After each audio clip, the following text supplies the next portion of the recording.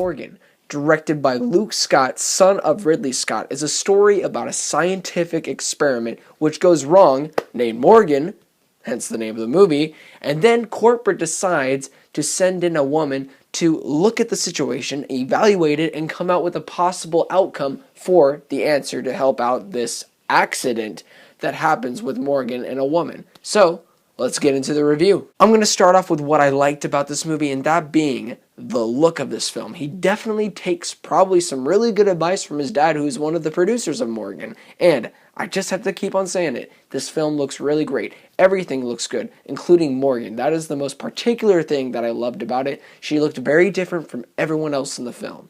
The acting in this film overall is okay, but my favorite ones are these top three, and that being Morgan, the girl who played her. She is also in The Witch. She's a really good actress. I wish they had more scenes with her and better character development for her, but besides that, we'll get onto that later, but also Kate Mara, who plays the corporate lady, and Paul Giamatti, who plays the therapist guy who literally is in the movie for 2 or 3 minutes. I felt like anybody could have played his character, but they got him in the movie, and he did a great job in that small role. My last two positives, first being the action. Luke Scott, you did a great job. There were some jump cuts, and sometimes I couldn't really tell what was happening because it was so fast and so fast-paced movement that you couldn't really see which way they were punching or how exactly what was happening, but nothing really too bad about that. It's his first film. I'll let that slide. Overall, it was fun. And my second last positive is there is a twist in the movie that I really didn't see coming, and I should have saw it coming because if I really thought about it, because I was so focused on this other twist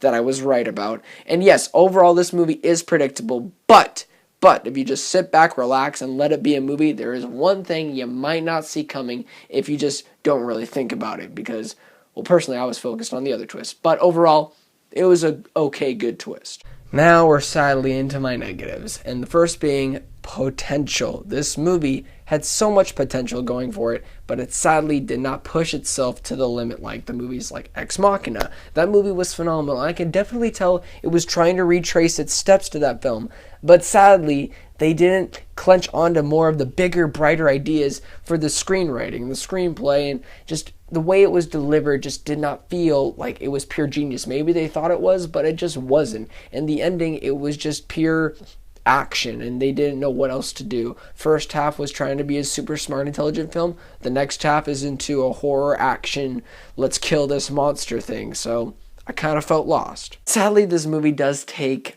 quite a while for it to get interesting. It takes about 40-ish minutes, and also another negative is that it brings nothing new to the table. You've seen it before, you've seen Ex Machina, and they killed it with their ideas, and they didn't need any big action sequences or any big special effects or anything. They just needed a small room, they just needed great actors, and that's all they needed. And a great story also with great screenwriting.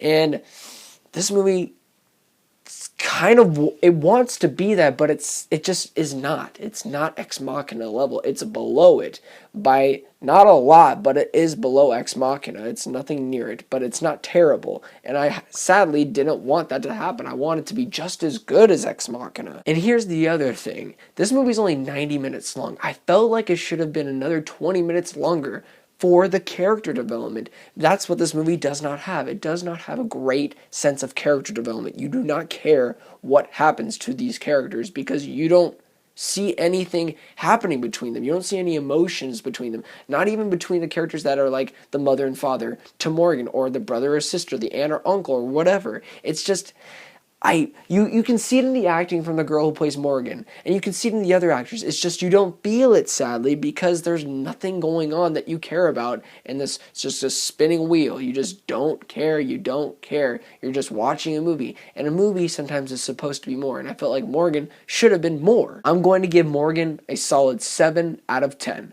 Truly, I feel really bad for Luke Scott. He does not deserve this amount of hate. I think he did a tremendous job for being his first movie. Yes, it could have been way, way better with the character development, the pacing of the film in the first half, and the somewhat okay ending.